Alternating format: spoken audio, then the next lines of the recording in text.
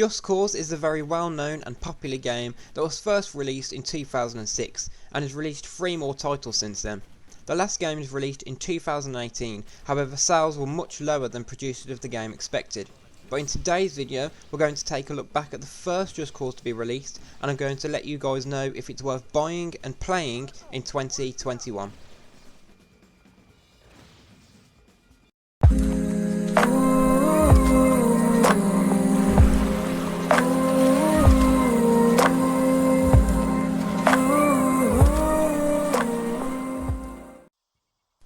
Just Cause is an action-adventure open-world game that has a vast and vibrant map to explore. It's filled with lush green jungle and crystal clear water, but there is not much incentive to explore, which we will talk about more later on in this video. The game takes place on an island called San Espirito, and you play the role of CIA agent Rico Rodriguez. What I really liked about the game was you jumped straight into the action, which gave you a quick and fun start into the game. You skydive from a plane onto a beach, straight into a gunfight. Alongside this, you were also given short tutorials throughout the game whenever you'd done something new, so you could learn the proper controls. You also unlock a grappling hook as you progress through the game, but it wasn't even fun to use as you're so limited to only grappling onto vehicles, which was really disappointing. You'll never be short on vehicles to drive, however. There's a huge variety of cars, bikes, boats, planes and any other form of transport that you can think of at your disposal. I think that this is why the game was so good when it was released. There was so much you could do in the game that we hadn't seen in an open world game before. There was GTA 3, but that had been released 5 years prior, so graphics and gameplay were much worse. The graphics for this game aren't the best, but they also aren't the worst.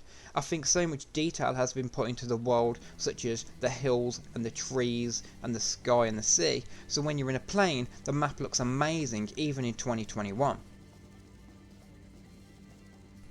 It's a shame the same can't be said for the characters. They look like cartoons, but I think because the scenery is so strong, it balances it back out. So the graphics for me are fairly good in the game, especially for a game that was released in 2006. Now the graphics are fairly good, the map is big and there's lots to do. However, it can be very repetitive. There's around 300 side missions and they don't offer much variety, so once you've done them a few times, it gets very boring. I also could never really tell what I was getting out of doing the side missions. For example, during the liberation missions, once you've liberated a town or city, you gain control over that province. But I never actually seen how having control over a province made any difference during my fairly short gameplay. The game expects you to do very tedious things to complete it and get achievements. For example, liberating every province in the game rewards you with 75 points worth of gamer score, but I simply couldn't be bothered to do the same repetitive thing a bunch of times. Not only is it repetitive, it wasn't even fun. All you had to do was kill a bunch of people and destroy a few roadblocks before finally reaching the end and raising a flag or killing one final person. The main story missions offer much more variety, however there isn't many missions and they don't take long to finish. It's also not very challenging. Some of the missions can be completed without killing a single person if you really wanted to. There are a few races scattered around the map that you can take part in, but even those were fairly boring. There were no opponents to race against, all you have to do is get through each checkpoint before the time runs out. Something that I really didn't like about the game was the fact you couldn't add a waypoint marker on the map when you wanted to go somewhere. This was really frustrating as it was so easy to get lost in the giant map when trying to go somewhere. I never understood why a game with such a big map didn't let you have a waypoint for some guidance. Now I didn't really like the combat either. The combat is fairly easy, so unlocking more guns as you progress throughout the game isn't even worthwhile. You have an extreme amount of health, which even makes the combat boring. Even if your health is low, just stay out of the gunfight and wait for it to increase slightly. The game makes you feel more or less invincible, which is very boring for people who like a challenge. Although something I was really impressed with through my playthrough was that I didn't encounter a single bug.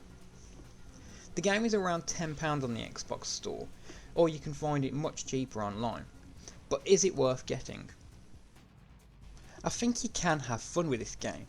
I enjoyed riding helicopters and looking at the fantastic views, but other than that, I don't see what the game has to offer with its repetitive nature and short story. So I wouldn't recommend getting this game in 2021. If you wanted a Just Cause game, I would get one of the newer ones that has more to offer. Hello guys, if you liked the video please like, comment and subscribe so that I know you're enjoying the content.